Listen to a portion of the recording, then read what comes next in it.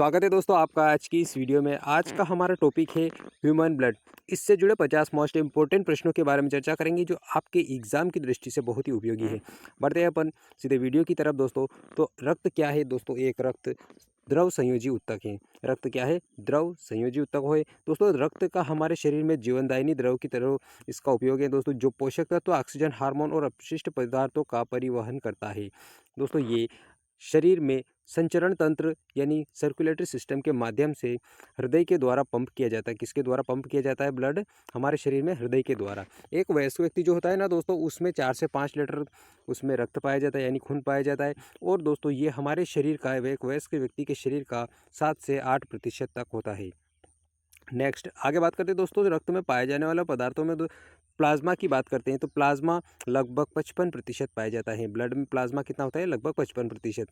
दोस्तों ये हल्के पीले रंग का तरल होता है। इसमें लगभग 90 से 92% तक जल पाया जाता है। 7% के लगभग प्रोटीन पाया जाता है, जिसमें एल्ब्यूमिन, ग्लोब्यूलिन और फाइब्रिनोजन जैसे तत्व पाए जाते हैं दोस्तों। और 1% लवण, ग्लूकोज और हार्मोन्स गैसें होती है दोस्तों। इसका कार्य क्या है? तो इसका कार्य ये है कि पोषक तत्व, हार्मोन और अपशिष्ट का परिवहन कराना, शरीर का जो टेम्परेचर है उसको नियंत्रित करना और ब्लड क्लॉटिंग, रक्त का थक्का जमाने में मदद करना, ये प्लाज्मा के प्रमुख कार्य है। बढ़ते हैं आगे। अब बात करते हैं दोस्तों रक्त कोशिकाओं के बारे में। जो ब्लड सेल्स है इनका हमारे शरीर में क्या कार्य है दोस्तों? रक्त कोशिका जो होती है, जिसे ब्लड सेल कहा जाता है दोस्तों, ये लगभग हमारे शरीर में खून का 45% निर्माण करती है। कितना प्रतिशत? 45%। अब दोस्तों सबसे पहले बात करते हैं हम आरबीसी के बारे में। आरबीसी यानी लाल रक्त कणिकाएं, रेड ब्लड सेल्स दोस्तों। इन आरबीसी जो है इनका जीवन काल लगभग 120 दिन होता है। आरबीसी का जीवन काल कितना होता है? तो 120 दिन का होता है। इसका निर्माण कहाँ पर होता है दोस्तों? ये अस्थि मज्जा में आरबीसी का निर्माण होता है और उसे बोन मैरो के नाम से भी जाना जाता है। बोन मैरो भी कहा जाता है। अस्थि मज्जा में आरबीसी का निर्माण होता है और इसका जीवन काल 120 दिन होता है। इसका कब्र किसे कहा जाता है दोस्तों? इसका विनाश कहाँ पर होता है? प्लीहा में, और इसे स्प्लीन कहा जाता है।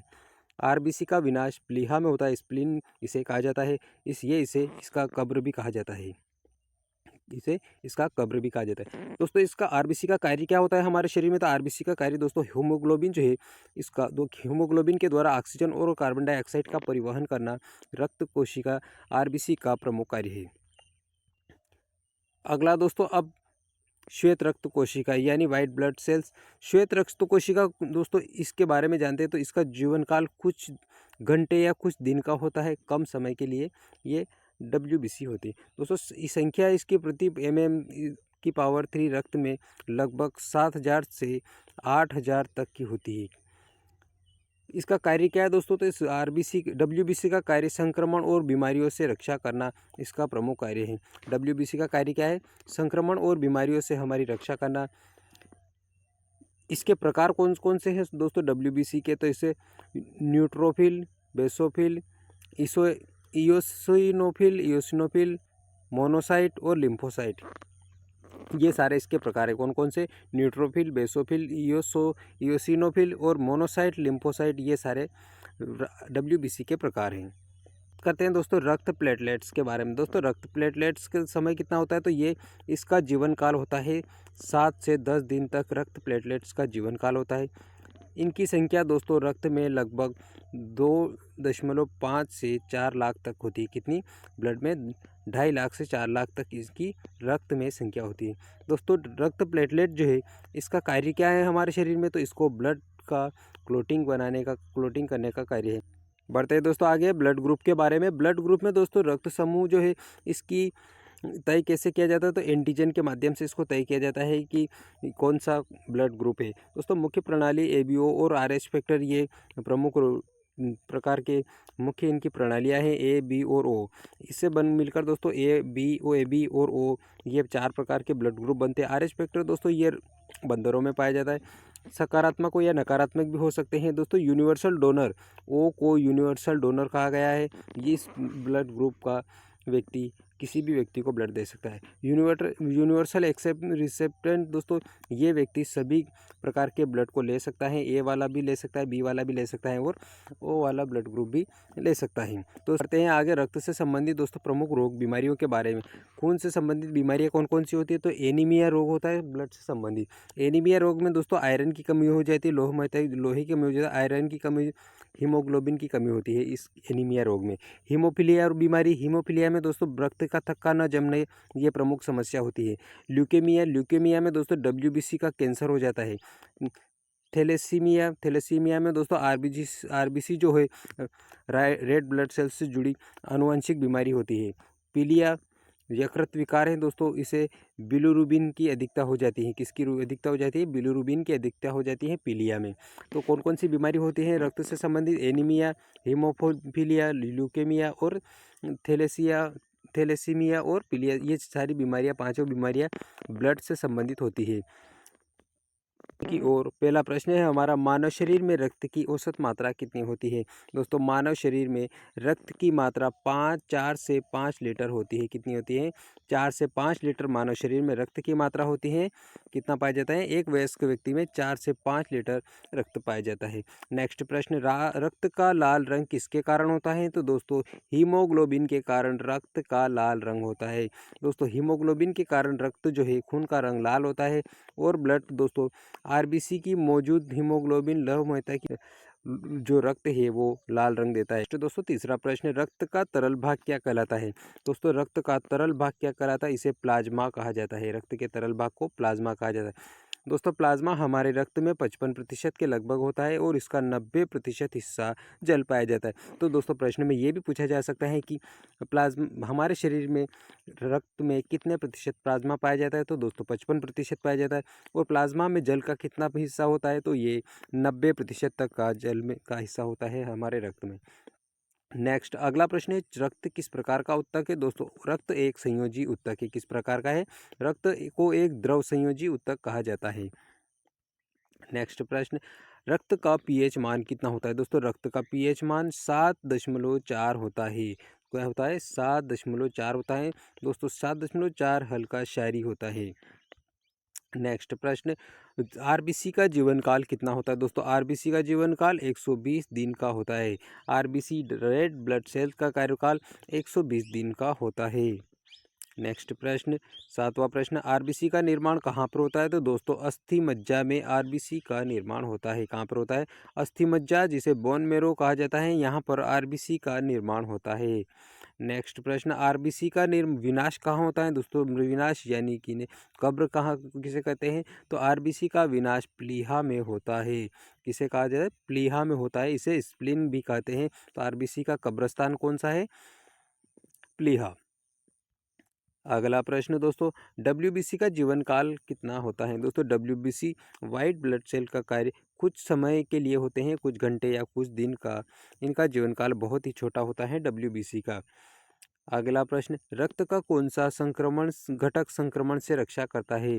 दोस्तों संक्रमण से रक्षा, बीमारियों से संक्रमण से रक्षा रक्त का डब्ल्यूबीसी करता है। कौन सा करता है? डब्ल्यूबीसी। नेक्स्ट, डब्ल्यूबीसी दोस्तों एक रक्षा प्रणाली है हमारे ब्लड के अंदर। दोस्तों प्लेटलेट्स का क्या कार्य है? तो प्लेटलेट का कार्य है दोस्तों ब्लड क्लोटिंग का करना, रक्त का थक्का जमाने का कार्य है प्लेटलेट्स का। नेक्स्ट प्रश्न, अगला दोस्तों 12वां प्रश्न, रक्त का थक्का बनाने में कौन सा विटामिन सहायक है? दोस्तों विटामिन के रक्त का थक्का जमाने में सहायक है। विटामिन के क्लोटिंग फैक्टर सक्रिय करता है, इसीलिए विटामिन के को रक्त का थक्का जमाने में सहायक माना जाता है। नेक्स्ट प्रश्न 13वां प्रश्न, रक्त का थक्का बनाने में कौन सा खनिज सहायक होता है? तो दोस्तों कैल्शियम सहायक होता है। कौन सा खनिज सहायक होता है? कैल्शियम रक्त का थक्का जमाने में प्रमुख सहायक खनिज होता है। अगला प्रश्न, प्लेटलेट के जीवन काल कितना होता है? तो दोस्तों प्लेटलेट जो है इसका जीवन काल 7 से 10 दिन का होता है। प्लेटलेट कितना होता है? 7 से 10 दिन, याद हो जाएंगे। बढ़ते हैं 15वें प्रश्न पर, हीमोफीलिया किससे संबंधित है? दोस्तों हीमोफीलिया प्लेटलेट से संबंधित है। हीमोफीलिया किससे संबंधित है? प्लेटलेट से संबंधित है और ये रक्त का थक्का न बनने की स्थिति में होती है। नेक्स्ट प्रश्न 16वां प्रश्न दोस्तों, रक्त समूह की खोज किसने की थी? तो दोस्तों ये लैंडस्टीनर के द्वारा की गई थी। किसने की थी? कार्ल लैंडस्टीनर ने की थी। कार्ल लैंडस्टीनर ने 1901 में ब्लड ग्रुप की खोज की थी। अगला प्रश्न नेक्स्ट है 17वां प्रश्न, रक्त समूह का निर्धारण किससे होता है? दोस्तों रक्त समूह का निर्धारण किसके द्वारा होता है? तो ये एंटीजन के द्वारा होता है कि कौन सा ब्लड ग्रुप है, ए है, बी है, ए बी है या ओ है। इस प्रकार का निर्धारण किसके द्वारा होता है? एंटीजन के द्वारा इसका निर्धारण होता है। अगला प्रश्न, सार्वभौमिक दाता यूनिवर्सल डोनर कौन सा रक्त है? दोस्तों सार्वभौमिक दाता जिसे कहा जाता है यूनिवर्सल डोनर जो कहा जाता है, ये ब्लड ग्रुप ओ होता है। कौन सा होता है? ब्लड ग्रुप ओ सार्वभौमिक दाता होता है। नेक्स्ट प्रश्न, सार्वभौमिक ग्राही यूनिवर्सल रिसिपेंट किस कहा जाता है? तो दोस्तों सार्वभौमिक ग्राही यूनिवर्सल रिसिपेंट जो है ये है A B. A B blood group जो है ये सर्वग्राही कहलाता है। नेक्स्ट प्रश्न, भारत में सर्वाधिक कौन सा रक्त समूह पाया जाता है? तो दोस्तों भारत में बी जो ब्लड ग्रुप है बी पॉजिटिव सर्वाधिक मात्रा में पाया जाता है। कौन सा? भारत में सर्वाधिक मात्रा में बी समूह का रक्त पाया जाता है। नेक्स्ट प्रश्न 21वां प्रश्न, प्लाज्मा का मुख्य घटक क्या है? तो दोस्तों प्लाज्मा का मुख्य घटक जल है। और दोस्तों प्लाज्मा में जो जल है उसका 90 से 92% तक इसमें जल पाया जाता है प्लाज्मा में। नेक्स्ट प्रश्न 22वां प्रश्न दोस्तों, प्लाज्मा में कौन सा प्रोटीन सबसे अधिक पाया जाता है? तो दोस्तों एल्ब्यूमिन सर्वाधिक मात्रा में पाया जाता है प्लाज्मा में। एल्ब्यूमिन सर्वाधिक मात्रा में पाया जाता है प्लाज्मा के अंदर। दोस्तों एल्ब्यूमिन रक्त का परासरण दाब को नियंत्रित करता है। एल्ब्यूमिन का रक्त में क्या काम है? परासरण दाब को नियंत्रित करना एल्ब्यूमिन का प्रमुख कार्य है। नेक्स्ट प्रश्न, फाइब्रिनोजन का क्या कार्य है? दोस्तों फाइब्रिनोजन जो है इसका कार्य है रक्त का थक्का जमाना। दोस्तों रक्त का जब हमारा चोट लग जाती है उस समय रक्त का थक्का जमाने का प्रमुख कार्य है। नेक्स्ट प्रश्न 24वां प्रश्न, ग्लोब्यूलिन का क्या कार्य है? दोस्तों ग्लोब्यूलिन का कार्य रोग प्रतिरोधकता को बढ़ाना, रोग प्रतिरोधक एंटीबॉडी का काम करना, ये ग्लोब्यूलिन का प्रमुख कार्य है। अगला प्रश्न, सीरम क्या है? दोस्तों सीरम क्या है? सीरम प्लाज्मा एक फाइब्रिनोजन है। क्या है? सीरम दोस्तों रक्त का थक्का बनने के बाद बचा प्लाज्मा सीरम कहलाता है। क्या कहा जाता है उसे? तो प्लाज्मा फाइब्रिनोजन जो है ये सीरम है। नेक्स्ट प्रश्न, अगला प्रश्न 26वां प्रश्न दोस्तों, हीमोग्लोबिन किस धातु का बना होता है? तो दोस्तों हीमोग्लोबिन आयरन का बना होता है। किसका बना होता है? हीमोग्लोबिन आयरन का बना होता है। नेक्स्ट प्रश्न दोस्तों, 1 ग्राम हीमोग्लोबिन कितनी ऑक्सीजन बांध सकता है? दोस्तों 1 ग्राम हीमोग्लोबिन जो है ये 1.34 ml ऑक्सीजन बांध सकता है। अगला दोस्तों, कार्बन मोनोऑक्साइड हीमोग्लोबिन से जुड़कर क्या बनाता है? दोस्तों कार्बन मोनोऑक्साइड हीमोग्लोबिन से जुड़कर क्या बनाता है? तो ये बनाता है कार्बोक्सी हीमोग्लोबिन बनाता है। क्या बनाता है? कार्बोक्सी हीमोग्लोबिन बनाता है। कार्बन मोनोऑक्साइड और हीमोग्लोबिन आपस में मिलकर। प्रश्न दोस्तों, एनीमिया किसकी कमी से होता है? तो दोस्तों एनीमिया आयरन की कमी से होता है।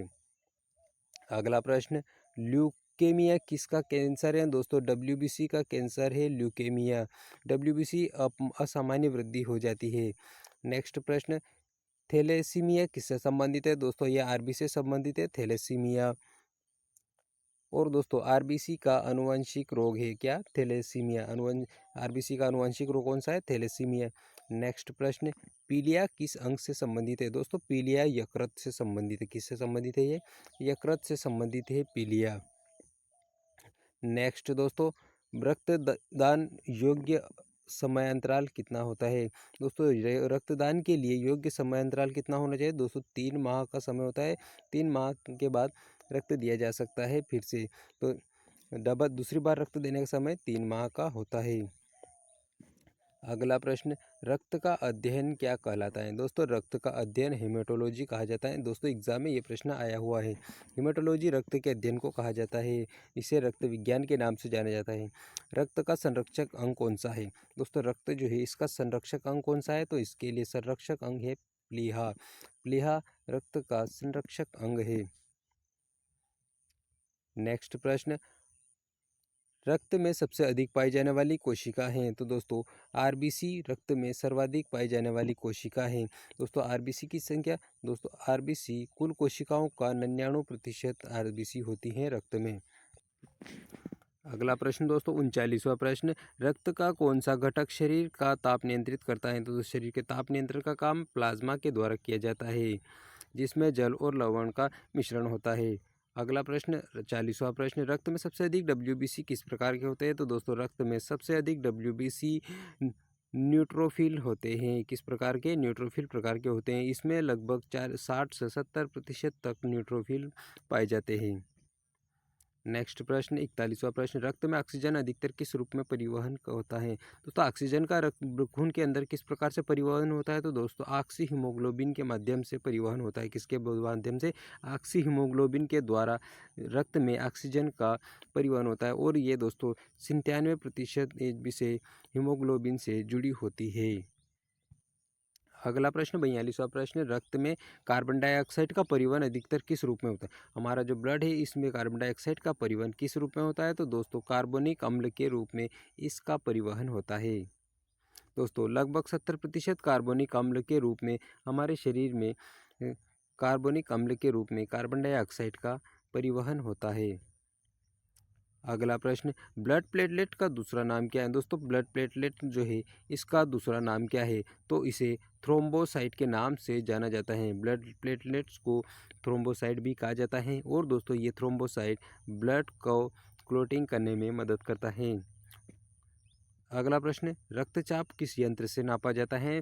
दोस्तों स्पाइगोमेनोमीटर, इसके द्वारा रक्तचाप को नापा जाता है। किसके द्वारा? स्पिग्नोमेनोमीटर के द्वारा रक्तचाप मापा जाता है। दोस्तों स्पिग्नोमेनोमीटर से संबंधित प्रश्न आपके एग्जाम में अक्सर आता रहता है। रक्त का कौन सा घटक हार्मोन, पोषक तत्व तथा व अपशिष्ट ले जाता है? रक्त का कौन सा घटक होता है जो हार्मोन, पोषक तत्व और अपशिष्ट को ले जाता है? तो दोस्तों प्लाज्मा जो है ये रक्त का हार्मोन, पोषक तत्व और अपशिष्ट ले जाता है। इसी कारण दोस्तों प्लाज्मा परिवहन का मुख्य माध्यम कहलाता है। अगला दोस्तों 46वां प्रश्न, रक्त का रंग रहित द्रव क्या कहलाता है? दोस्तों रंग रहित द्रव क्या कहलाता है? इसको सीरम कहते हैं। रक्त का रंग रहित द्रव सीरम कहलाता है और दोस्तों सीरम जो है ये रक्त का रहित प्लाज्मा होता है। नेक्स्ट प्रश्न, डब्ल्यूबीसी को किस नाम से जाना जाता है? दोस्तों डब्ल्यूबीसी जो है इसे ल्यूकोसाइट के नाम से भी जाना जाता है। किस नाम से? ल्यूकोसाइट के नाम से जाना जाता है डब्ल्यूबीसी को। अगला प्रश्न, आरबीसी का वैज्ञानिक नाम क्या है? दोस्तों आरबीसी का वैज्ञानिक नाम इरिथ्रोसाइट है। आरबीसी का वैज्ञानिक नाम इरिथ्रोसाइट है। दोस्तों वीडियो के सारे प्रश्न आपके लिए बहुत ही उपयोगी है। अगर आप किसी भी प्रकार की प्रतियोगी परीक्षा की तैयारी कर रहे हैं तो आपके लिए सारे प्रश्न आपके मानव ब्लड से संबंधित इन क्वेश्चन से बाहर जाने की कोई संभावना नहीं रहेगी। दोस्तों वीडियो पसंद आ रहा है तो लाइक कीजिए, चैनल को सब्सक्राइब कर लीजिए। बढ़ते हैं आगे 49वें प्रश्न पर, रक्तचाप का सामान्य मान कितना होता है? जो रक्तचाप है दोस्तों इसका सामान्य मान कितना होता है? रक्तचाप का सामान्य मान दोस्तों 120 से 80 mmHg होता है। कितना? 120 से 80 होता है। रक्तचाप का सामान्य मान 120 से 80 होता है। बढ़ते हैं आगे 50वें प्रश्न, आरएच फैक्टर किससे संबंधित है? तो दोस्तों ये आरएच फैक्टर आरबीसी से संबंधित है। आरएच फैक्टर आरबीसी से संबंधित है। आरएच फैक्टर दोस्तों आरबीसी की सतह पर पाया जाने वाला एंटीजन है। तो दोस्तों वीडियो होता है समाप्त। जानकारी आपको पसंद आई तो वीडियो को लाइक कीजिए, चैनल को सब्सक्राइब कर लीजिए। मिलेंगे अगले वीडियो में इसी प्रकार की जानकारी के साथ। तब तक के लिए बहुत बहुत धन्यवाद।